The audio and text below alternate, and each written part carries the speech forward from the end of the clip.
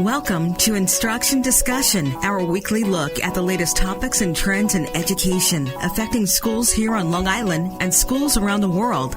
Whether you're a teacher, parent, or student, listen for tips and strategies to help you navigate the educational landscape. There's a bell. It's time to start today's Instruction Discussion on the voice of Nassau Community College, 90.3 WHPC. Hello, I'm Kevin Boston Hill, and welcome to Instruction Discussion, where each week we will examine a recent trend or development in education and its impact on Long Island. We know that parents only want the best for their children. As soon as they are born, parents check their APGAR scores to see how advanced their children may be. They pay close attention to every gesture and utterance in hopes that the child shows some sign of being a prodigy. Fast forward to when they are of school age, and parents start looking into gifted and talented programs to provide academic opportunities and advantages that will help propel them into college. The problem is that these programs are very competitive to get into. It is even more difficult for Black and Hispanic children. For example, in New York City, only 16% of gifted and talented seats went to Black and Hispanic children, a statistic that prompted New York City to eliminate its gifted and talented testing. Of course, without a test, how will schools determine who to admit into gifted and talented programs? How will gifted and talented children be identified? Do gifted and talented programs really provide a significant academic boost? To help answer these questions and to understand the state of the gifted and talented landscape, today we welcome journalist Jill Barshay, author of the Hechinger Report article, How Do You Find a Gifted Child?, to Instruction Discussion on 90.3 WHPC.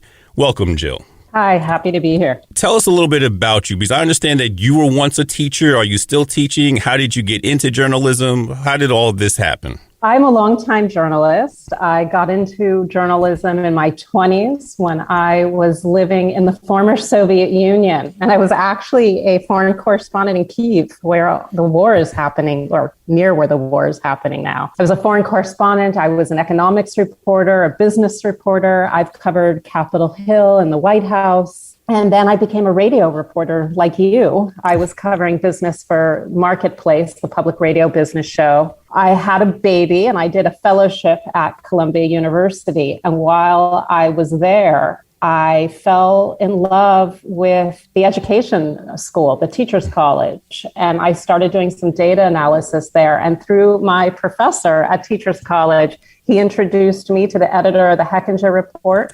And now I've been covering education for over a decade. Early on, I was having a bit of a crisis where I thought, well, maybe I should become a teacher myself. I tried teaching high school algebra in the 2013-14 school year. I loved the math. I learned that teaching is really, really hard and that I wasn't very good at it. Yeah, teaching is a lot different than just knowing the content. There's one thing to be an expert in the content, but now you have to also be expert in the pedagogy on how to teach that content to a bunch of 14, 15, 16-year-olds who have a whole lot of other things on their minds as opposed to just algebra. Exactly. There's a lot more adolescent psychology than algebra some days. Some days it's like more like every day, but that's how things go. So let's go ahead and get into our discussion here today. What did you find in your research? I know you've done a little bit of research, or a lot of research nationally on gifted and talented programs. So what have you actually been able to discover? Let's break that down a little bit. What should we start with? We can start globally and then narrow it down to get a little bit more of a local landscape. So nationally, where do we stand? So nationally, about 7% of all elementary school students are identified as gifted and talented, but it ranges a lot. In Massachusetts, it's less than 1%. They can barely find any gifted and talented people in that state, which, as we know, is a very high achieving state. Now, Maryland has the highest. They have about, I think, 16% of all students are gifted and talented. So it obviously ranges a lot around the country about what we think gifted and talented means. Some people think it means super advanced, like, an Einstein physicist. And some people think it means a little above average. And then when you look at it by race and ethnicity, you see some really stark differences. 13% of all Asian students are identified as gifted and talented. And at the other end, only 4% of Black students are identified as gifted.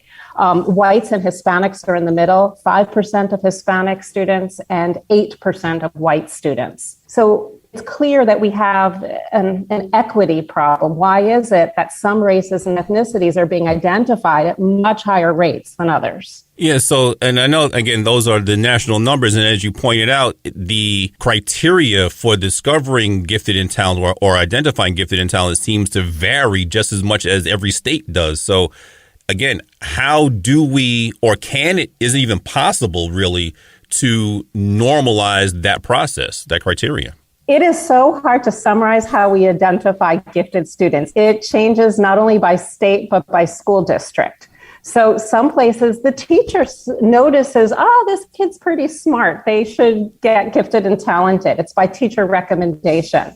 And a lot of people thought that just wasn't fair. So there was a big movement to test students because that was seen as more objective. People were disappointed sometimes with the results of the test because it wasn't fixing the equity problem. We weren't getting many more Black and Hispanic children identified this way. So then the idea was, well, let's make the test mandatory. Let's make everyone take the test. And that helped some, but it still wasn't evening out the ratios. We still weren't getting even shares of all the races and ethnicities. And so now there's an idea, why don't we use structured teacher recommendations where teachers have to evaluate students, say on a 37 question list, and they remark how curious they are and how imaginative they are. And some even have things that seem to have nothing to do with giftedness, like how sympathetic or empathetic the student is.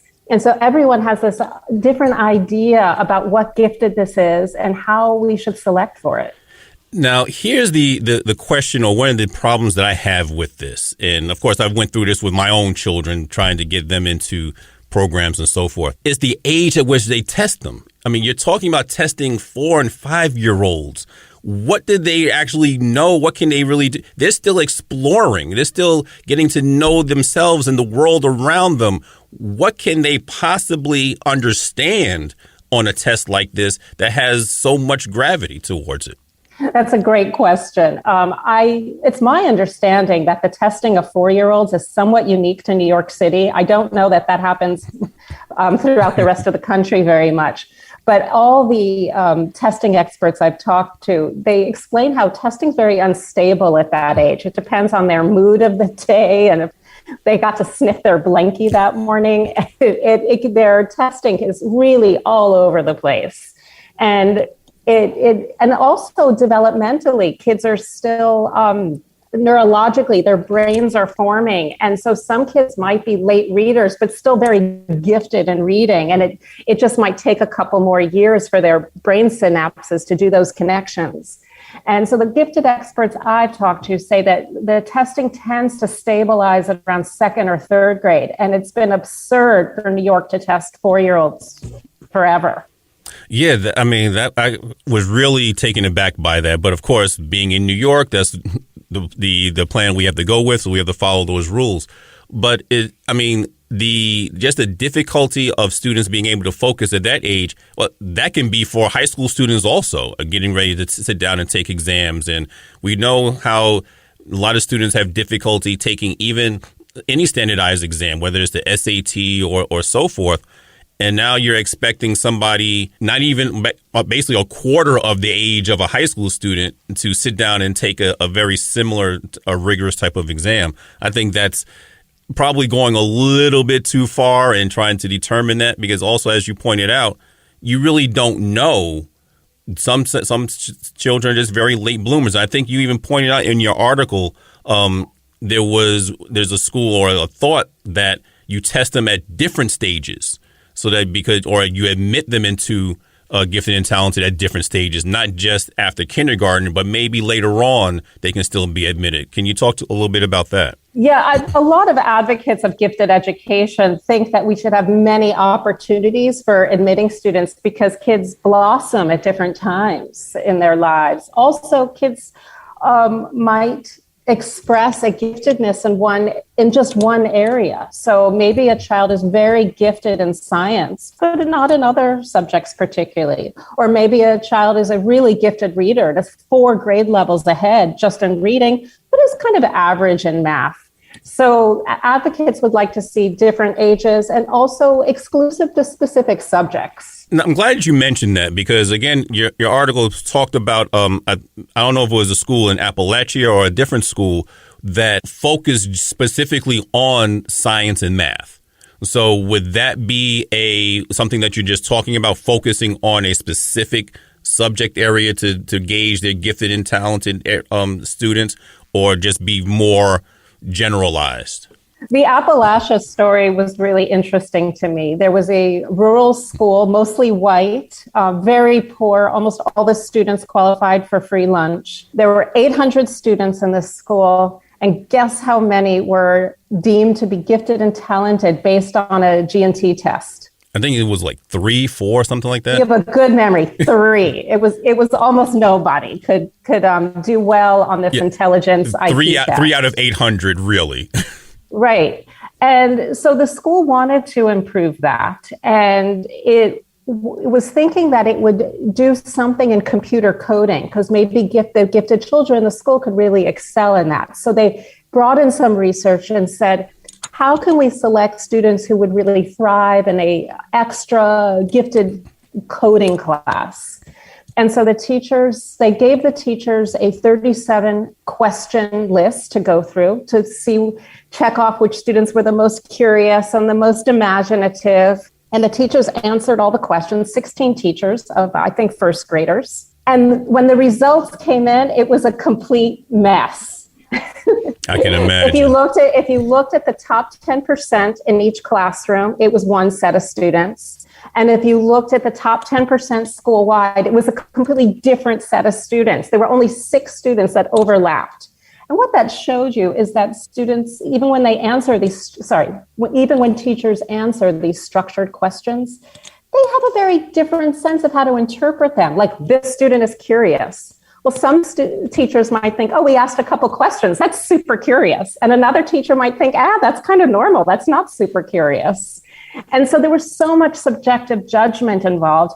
And some teachers were just way more generous in giving the best scores to all their students. They tended to think the girls were way more creative than the boys. And it ended up just not being a fair outcome. So the researchers trashed that completely. And they're going back to the drawing board now. And what they think they're going to use is tests that the school's already administering to the students. And then just pick the top, say, 10 or 15% of the students who score well on a test that the school's already giving. The problem that researchers are noticing is that if you just leave it to teacher judgment, it's so subjective.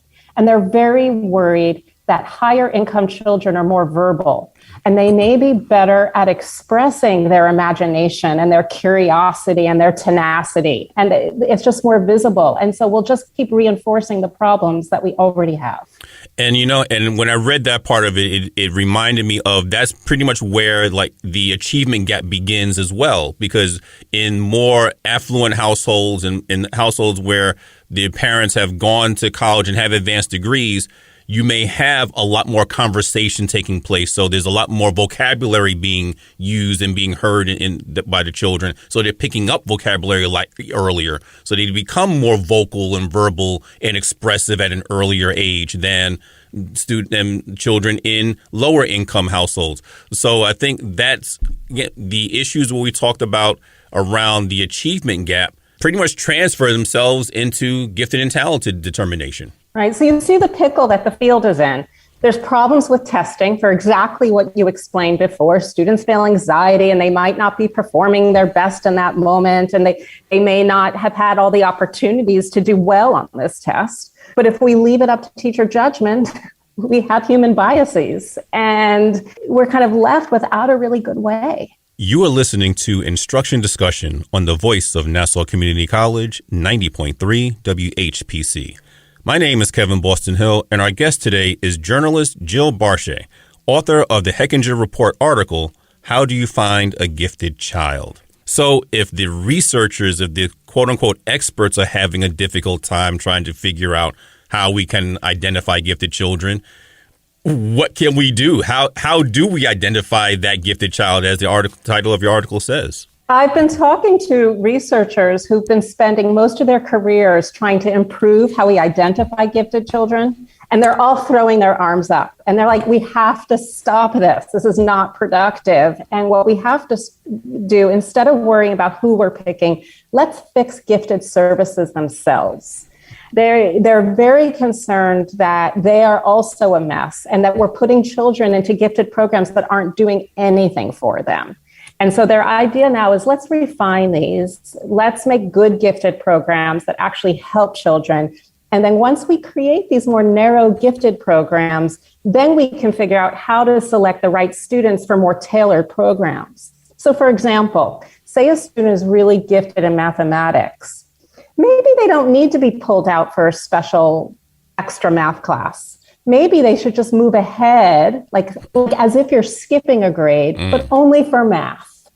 Maybe that's a better solution for them. So there might be different solutions for different kids. What we want to avoid is kids being really bored in classroom. Like we want to make sure that we're stimulating them, that they're learning and not having to repeat something that's like 3 grade levels behind, but they already know. Yeah, and I think one of the things is that we need to think about is, like you said, fixing the programs themselves, because a lot of times in schools, we think that the way to support the gifted child is just giving them more of the same. So you give them more work to do because they finish their work early in class. So to keep them busy, to keep them occupied, you give them more of the same stuff. Well, that's going to quickly turn them off because they're going to think to themselves, well, I finished early, so my reward is to do more.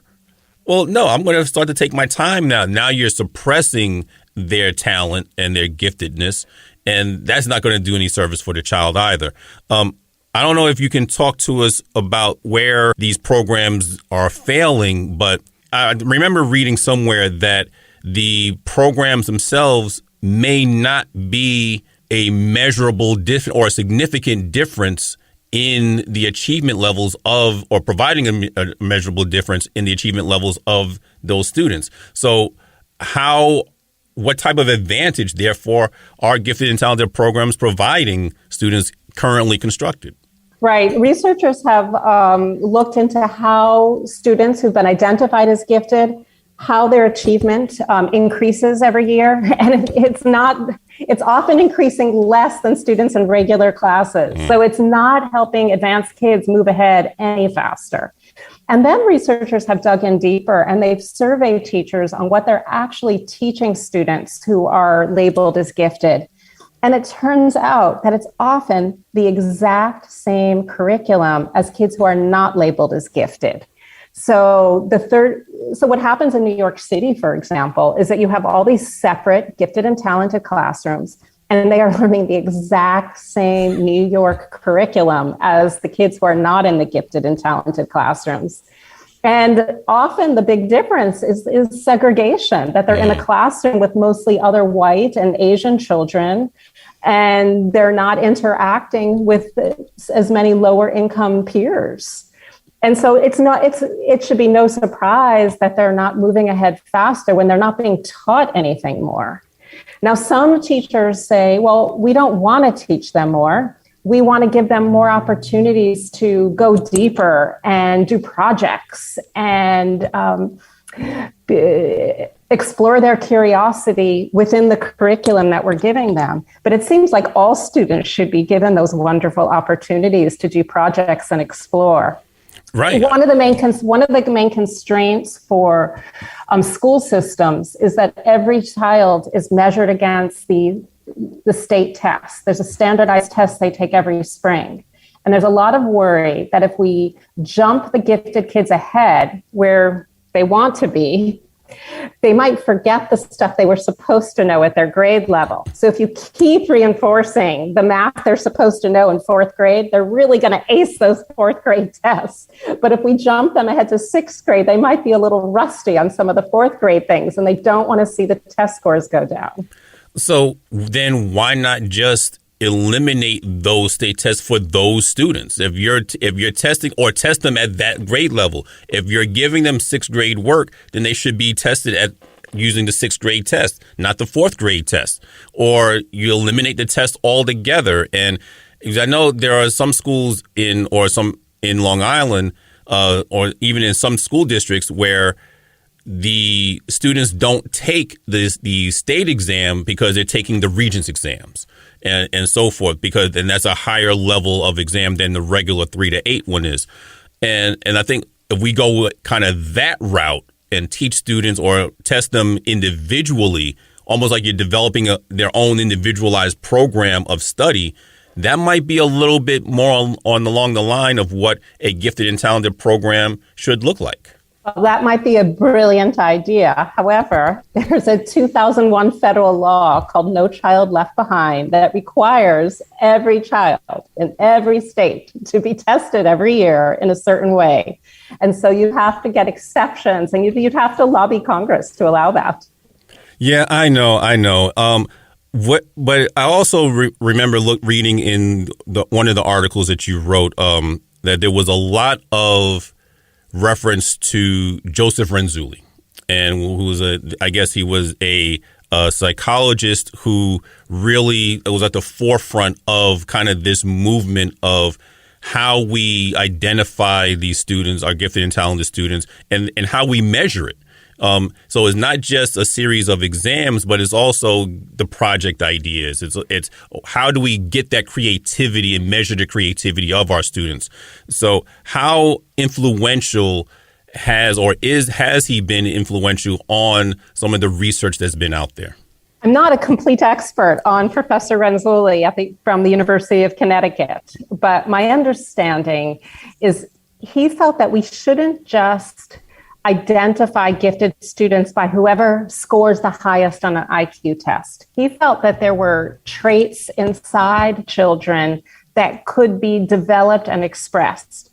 So you could be very curious and tenacious, but maybe not score super high on the reading test yet because you just haven't been taught certain vocabulary words yet. And so his idea is, let's try to find the students that have these psychological traits that could be cultivated.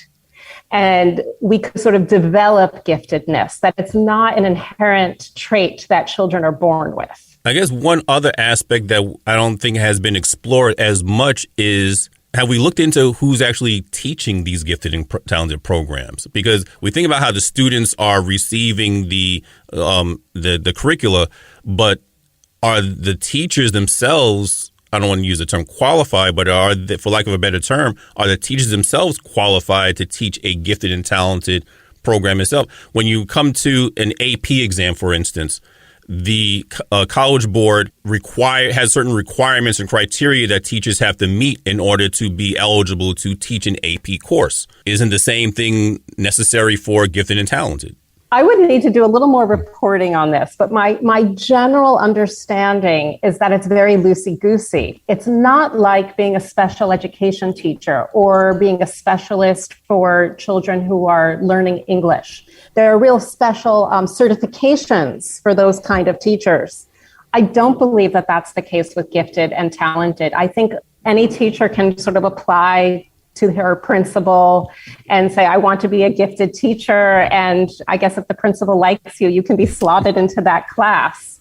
And then within the teaching profession, I think a lot of teachers of gifted education, they don't believe in accelerating students. They really believe in having a more creative classroom, in projects and exploration. And there's not a lot of buy-in from surveys that I've seen among gifted educators that the point is that they're advanced and we need to teach them at a more advanced level. So you've got this big controversy in the field where the researchers are saying the whole justification for gifted education is that children are bored in their current classroom and they should be pushed with more advanced material. But meanwhile, the educators in the field, the teachers on the ground, I don't see that they believe in advancement. Then what's the point? We're just segregating kids who are from wealthier families or who test well, and we're just putting them in a separate classroom and teaching them the same stuff. And in some schools, how do we also now deal with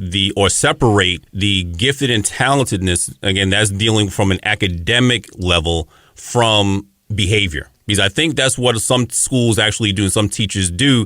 They figure, okay, these students are behaving well, so we're going to put them into this gifted and talented class. And this student is being a little rambunctious, but that student might be the one who scores off the charts. But they get labeled a particular way, and so they don't get those same opportunities. How do we kind of get away from that bias? Well, you're mentioning a really important point, which is that teachers conflate being a good student with being a good student, if you know what I'm saying. They conflate good behavior with high achievement. And that was a big reason to bring in testing, and so that everyone should take the test. And then you were finding far more kids who actually had disabilities, some who had ADHD and dyslexia and different problems could actually score quite high on some of these tests because they were advanced. And so the way to overcome the good behavior bias is to have testing. But as it doesn't solve the problem. No, exactly. And you also, on the flip side, in some cases, especially if you're thinking about using criteria such as their curiosity and their questioning and so forth. Well, what about the quiet and the shy kids, the introverted kids?